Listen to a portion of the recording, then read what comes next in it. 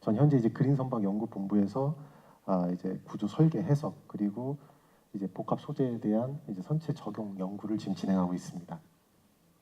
간단하게 저희 연구소 소개를 드리고요. 그 다음에 조선해양산업의 복합 소재 적용의 필요성에 대해서 말씀드리고 그리고 조선해양산업에서 어떻게 복합 소재가 적용이 됐는지 설명을 드리고 마지막으로 저희 연구소에서 수행이 되었던 조선해양산업과 복합 소재 관련 정부 R&D 사업에 대해서 설명을 드리겠습니다. 저희 연구소는 뭐 다 아시다시피 그 산업통상자원부 소속의 이제 전문 생산기술연구소로서요. 여러 가지 중소형 선박에 대한 설계 기술 그리고 실험, 평가 그런 것들을 저희 연구소에서 수행하고 있습니다. 보시다시피 이제 저는 현재 이제 그린 선박 연구 본부가 있고요. 여러 본부에서 이제 중소형 선박에 대한 기술 연구를 진행 중에 있습니다. 뭐 간단히 저희 연구소 소개를 말씀드리면 저희 연구소는 이제 그 여러 가지 건물도 있지만 요게 요 가운데 보이는 건물이 저희 연구소 본 건물이고요. 그리고 뒤에 있는 건물이 뭐 조파 장치라든지 각종 이제 그 수조를 이용한 각종 실험을 할 수 있는 그런 장비가 있고요. 그리고 오른쪽이라든지 왼쪽에는 이제 그 여러 가지 이제 일반적인 기계적인 물성지 테스트를 할 수 있는 그런 장비들이 있습니다. 아울러서 이제 창업 보육센터가 있어서요. 해양 레저 쪽에 이제 관련된 창업을 이제 저희가 교육도 하고 도와드리고 있습니다. 그리고 아마 저 뉴스에서 이제 보셨겠지만 최근에 이제 저희 연구소에서 이제 고속 선박 설계 지원센터를 수주를 하였습니다. 그래서 이제 부산시와 지금 협력 관계로 해서 이제 막 시작을 했는데요. 최대 이제 규모는 이제 폭 8m에 길이 400m, 깊이 4m로 총 예인 속도가 한 16m/s로 지금 하고 있습니다. 그래서 이게 저희가 이제 한 2, 3년 뒤에 구축이 될 텐데요. 이게 구축이 되면 기존에 하지 못했던 이제 고속 선박에 대한 설계 그리고 실험 그런 것들 다양한 실험들을 통해서 저희가 원하는 이제 고속 선박에 대한 연구를 좀 활발하게 좀 진행할 수 있을 것으로 그렇게 생각하고 있습니다. 예, 다음은 이제 조선해양산업의 복합소재 적용 필요성을 말씀드리겠습니다. 사실 이게 굉장히 좀 오래된 자료인데요. 예전에 그 3대 분야 17기 신성자궁 동력이라고 해서 이제 녹색기술 사업 그리고 첨단 융합 산업, 고부가 사업으로 이렇게 나눴었습니다. 근데 물론 이제 지금 뭐 IT 이제 4차 산업혁명과 더불어서 이제 여러 가지 산업 분야가 있지만 기존에 이제 정부에서 내세웠던 그런 정책과 정책을 보면 크게 차이가 없는 것을 이제 확인해 볼 수가 있습니다. 그 중에서도 이제 녹색 기술 산업으로 해서 요 그린 수송 시스템이라고 해서 선박형 시스템이 포함이 되어 있는데요. 보면 이제 녹색에 대한 기술이 이제 많은 질문 중에 하나가 과연 녹색의 기술에 대한 정의가 무엇인가에 대한 질문을 많이 받게 됩니다. 그 이제 간단히 말씀드리면 앞서 이제 발표자 여러 전문가들께서 발표를 주셨지만 과연 어떻게 하면은 그 해양 생물을 좀 보호하면서 이제 클린한 그런 해양 환경을 유지를 하면서 우리가 원하는 수송 시스템을 할 수 있을 것인가 그리고 어떻게 하면 공기를 최대한 오염을 하지 않으면서 만들 수 있을 것인가 이제 그런 것들이 이제 주가 되겠습니다. 사실 이것도 예전 자료인데요. 이제 World Leading Intelligent Luxury Safe Environment Friendship이라 해서 결국은 지금 이제 저희가 이제 개발하고자 하는 그런 친환경 이제 럭셔리 선박이 이제 이에 포함된다고 하겠습니다. 근데 여기 계신 이제 조선해양 기자 전문가분들께서 아시다시피 크게 조선 쪽은 두 개의 산업 분야로 나눠져 있습니다. 첫째는 이제 저희가 일반적으로 하는 그런 이제 선박에 관한 부분 그리고 해양 구조물이라고 하는 그런 오션 쪽, 오션 플랜트 쪽 이렇게 나눠져 있는데요. 결국은 주요 추진 전략은 특히나 이제 그 그린 쪽은 이제 친환경 선박에 좀 많이 추진이 좀 되어 있고 그리고 아무래도 오션 쪽, 플랜트 쪽 같은 경우는 좀 높은 내구성을 요구하는 그런 고내구성, 높은 메커니컬 퍼포먼스를 요구하는 그런 구조물 설계 제작에 좀 집중이 되어 있는 게 사실입니다. 그 선박 쪽을 보면 이것도 좀 오래된 자료입니다만 예전이나 지금이나 결국은 친환경 선박에 대한 정의라든지 그런 목표는 크게 달라진 건 없습니다. 그 크게 이제 그 선박 그린 선박 쪽에서의 목적은 보면 여기 보시면 이제 효율성, 경량, 절감을 이제 예를 들 수가 있는데요. 이제 앞서 말씀 이제 해주셨던 여러 박사님들 같은 경우는 특히 이제 그 ESD라고 이제 효율, 과연 어떻게 이제 프로펠러라든지 러더라든지 여러 가지 선형 갖다가 이제 잘 설계를 해서 과연 어떻게 하면 좀 저항을 좀 줄일 수 있을 것인가가 요 효율성에 좀 해당한다고 볼 수 있겠고요. 그리고 절감, 아까 전에 박사님께서도 전에 설명하셨지만 이제 LNG와 같은 이제 연료를 좀 사용을 해서 CO2를 감소를 하면서도 이제 어떻게 하면 좀 효율적인 파워를 낼 수 있는 선박을 개발할 수 있을 것인가, 그에 대한 게 요 절감 쪽에 해당한다고 보시면 되겠습니다. 그 제가 이제 앞으로 설명드릴 이제 복합 소재 같은 경우는 이런 경량인데요. 사실 이제 복합 소재가 여러분도 잘 아시다시피 이제 지금 전체적으로 이제 핫 이슈입니다. 특히나 이제 항공 쪽 그리고 자동차 쪽은 이미 활발한 연구가 진행 중에 있고요. 특히나 뭐 항공 쪽 같은 경우는 1970년대부터 이미 오랫동안 진행이 와 있습니다. 하지만 자동차 같은 경우도 이제 연료전지 자동차라든지 수소 자동차라든지 그러다 보니까 결국은 경량화 측면에서 보는 것이 그와 동시에 같이 경량화 측면에 봐야 우리가 원하는 그런 CO2 감소라든지 연료에 대한 효율성을 증가시킬 수 있기 때문에 자동차 쪽에서도 이제 이 경량화, 복합 소재를 이용한 경량화에 대해서 많은 관심을 가지고 있는 실정입니다.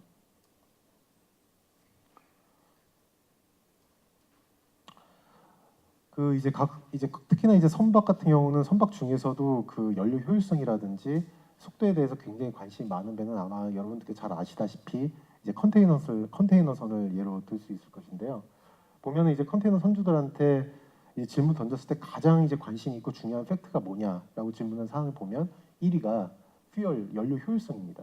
그다음에 2위는 그런 여러 가지 안전성, 그리고 3위는 지금 이제 아까 전에 박사님께서 말씀하셨다시피 그런 여러 가지 IMO에 대한 그런 환경 규제가 어떻게 바뀔 것인가에 대한 규제들.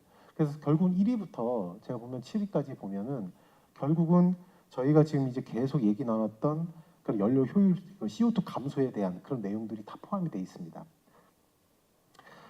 그 사실 이제 조선 해양 쪽뿐만 아니라 특히나 이제 복합 소재 같은 경우는 저희가 이제 중소형 선박을 연구하는 이제 중소조선 연구소다 보니까 이제 해양 레저 장비에 대해서도 굉장히 많은 연구를 하고 있습니다. 그래서 좀 옛날 굉장히 오래된 자료입니다. 참고만 하시면 보시면 특히나 이제 우리가 흔히 볼 수 있는 요트, 보트, 카누, 그리고 이제 구명조끼 이제 그런 것들은 거의 대부분이 일반 금속 소재가 아닌 이제 복합 소재로 이제 많이 이제 적용이 되고 있는데요. 특히나 이제 참고로 말씀드리면은 그 보트라든지 요트 같은 경우는 굉장히 이제 고급화된 전략을 많이 요구를 합니다. 특히나 이제 진동 소음에 대한 그런 감소라든지 그리고 이제 속도가 아무래도 일반 상선보다는 좀 많이 높기 때문에 그 속도를 높이기 위해서 그런 약간 선체에 대한 그런 경량화에 대한 연구가 좀 활발하게 좀 진행이 되고 있고요. 그리고 제가 뒤에 말씀을 드리겠지만 이제 그 요트 같은 경우는 굉장히 내장재가 굉장히 고급스러운 소재를 많이 쓰게 됩니다. 그래서 고급스러운 소재를 쓰는 것도 중요하지만 그 안에서 사람들이 이제 아무래도 활동을 해야 되기 때문에 좀 약간 친환경적인 그런 소재에 대해서도 많은 관심이 있는 실정입니다. 여기 보시면 이제 그 여러 가지 그 그림이 잘 안 보이시겠지만 여러 가지 그 요트라든지 좀 보트를 이제 정박할 수 있는 그런 이제 항만 시설이 지금 이제 갖추고 있고요. 특히나 이제 해양 레저 그 산업 규모 같은 경우는 굉장히 저희 나라에 비해서 최고 한 5배, 많게는 10배까지 굉장히 시장이 넓습니다. 특히나 이제 그 미국, 유럽 같은 경우는 일반적으로 여가에 대한 그런 활용 그리고 해양 레저 쪽에 대한 그런 선호도가 우리나라에 비해서는 굉장히 넓다 보니까 그 요트 보트에 대한 그런 판매 실적이라든지 그게 월등하게 높다고 생각하시면 되겠습니다. 이제 복합 소재로 돌아가서 물론 여기 계신 분들이 복합 소재 잘 아시는 분도 계시겠지만 일단 복합 소재에 대해서 이제 패스트 이제 정책, 경제, 사회 이제 기술적인 측면으로 좀 장점과 단점을 좀 비교해봤습니다. 정책적으로는 이제 아무래도 복합 소재가 여러 가지 이제 신소재다 보니까 적용할 만한 아이템들이 굉장히 많고 그 분야가 넓습니다. 그렇게 하다 보니까 현재 지금 저희가 이슈가 되고 있는 4차 산업혁명과 가장 좀 어떻게 보면 융합하기가 가장 좋은 테마라고 할 수 있고요. 반면에 이제 저의 요인은 이제 저희가 이제 한미라든지 FTA 한중 FTA라든지 한미 그럼 여러 가지 협약들이 아무래도 소재가 이제 고부가가치 사업이기 때문에 그런 거에 대해서 굉장히 좀 엄격한 그런 것들이 있고 좀 제한이 많습니다. 특히나 참고로 말씀드리면 한중 FTA의 경우는 이제 중국에서 아무래도 좀 값싼 노동력과 그런 에너지를 이용을 해서 우리나라에서 개발하는 그런 똑같은 소재를 하더라도 그런 것을 좀 싼 값에 좀 대량으로 판매를 하다 보니까 한중 FTA로 인해서 본의 아니게 우리나라 산업체들이 좀 피해를 보는 그런 경우가 있고요. 뭐 경제적인 측면에서는 아까 말씀드린 저희가 계속 얘기하는 그런 경량화를 통한 그런 에너지 세이빙 같은 거기 때문에 당연히 경제성으로 효과가 있고요. 하지만은 이제 경제성을 얘기하기 전에 이제 아무래도 이제 복합 소재를 적용하지 않고도 자꾸 이제 태양의 에너지라든지 화력 에너지라든지 그런 대체 에너지에 대한 그런 기술력도 있기 때문에 그런 것들이 오히려 경제적 측면에서 좀 저해가 될 수 있다. 그리고 사회적인 것은 뭐 탄소 배출 절감, 뭐 유해 금속 배출 금지 뭐 그런 것들이 있고요. 다만 이제 복합 소재 같은 경우는 아무래도 좀 사람 손을 좀 많이 사람 자동화보다는 사람 손으로 좀 많이 작업이 되다 보니까 좀 인체에 좀 유해한 그런 환경들이 있어 좀 환경적으로 좀 친환경적인 작업 환경을 요구를 한다. 그리고 기술적으로는 아무래도 이 기술이 좀 되게 높은 기술이다 보니까 저희 조선 쪽뿐만 아니라 이 기술이 되면 다른 항공 쪽이라든지 자동차 쪽에 확대에 적용할 수 있는 그런 장점이 있는 반면에 단점으로는 이 기술을 보유하고 있는 그 대부분의 선진국들이 기술 유출에 대해서 오픈하기가 좀 꺼려지고 그런 것 때문에 좀 기술 획득 확보가 좀 쉽지가 않다라는 걸 저의 요인으로 볼 수 있겠습니다. 보시면 이제 그 복합 소재 신앙 현황을 이제 간단히 조사를 해봤는데요. 고분자 기지는 일반적으로 우리가 보는 에폭시, 폴리프로필렌, 폴리에틸렌 그런 소재인데 보면 이제 5% 증가. 그리고 금속 기지는 일반 에폭시 대신에 이제 금속을 이제 매개체로 하는 그런 복합 소재인데 그건 15%. 그리고 세라믹 기지 복합 소재는 7.7%에서 적어도 5.5%의 이상의 그 매년 꾸준한 성장을 보이는 것을 확인해 볼 수가 있습니다. 그리고 보면 이제 그 각 세계 시장을 이제 각 분야별로 확인을 해보면요. 안타깝게도 좀 조선 쪽은 아마 이제 기타 쪽에 이제 포함이 되겠지만 일반적으로 이제 자동차, 우주항공, 에너지 쪽은 적어도 한 5% 이상의 그런 성장률을 매년 꾸준히 이제 성장률이 높은 성장률을 보일 수 있는 것으로 그렇게 확인이 되었습니다. 그리고 그 사실은 우리나라도 성장률만 보면 이제 4.6%대이기 때문에 다른 러시아나 이태리에 비해서 뒤처지는 않습니다. 다만 그 금액으로 보면 아무래도 다른 미국, 중국, 일본 그리고 영국, 이태리, 러시아에 비해서 좀 많이 좀 수요량이 좀 적다는 것을 우리가 확인해 볼 수가 있습니다. 그 해양 융복합 소재는 뭐 세계 신앙을 보면 이제 여러 가지 뭐 해양 자원에 대한 활용형 소재도 있고 생태 환경 선진형 소재, 뭐 그린식 구현에 대한 융복합 소재, 해양 레저 쪽에 사용할 수 있는 융복합 소재, 차세대 해양 구조 융복합 소재 이런 여러 가지 항목이 있고요. 그리고 아무래도 요즘 같은 경우는 해양 자원 예를 들면 뭐 그 해초류를 이용을 해서 섬유를 만든다던가 친환경 섬유를 만든다던가 이제 그런 것들에 대한 연구 그리고 요 세 번째, 네 번째, 다섯 번째처럼 저희가 조선 쪽에 직접적으로 적용할 수 있는 그런 융복합 소재에 대한 연구가 꾸준히 증가하고 있는 것을 확인해 볼 수가 있습니다. 네, 이거는 이제 그 해양 융복합 소재 관련 이제 기술 현황인데요. 보시면 아무래도 이제 미국이 일반적 복합 소재에 대한 기술을 선도하고 있는 입장이라서 해양 융복합 소재 쪽도 특히나 이제 많이 선도를 하고 있는 것을 이제 확인해 볼 수가 있습니다.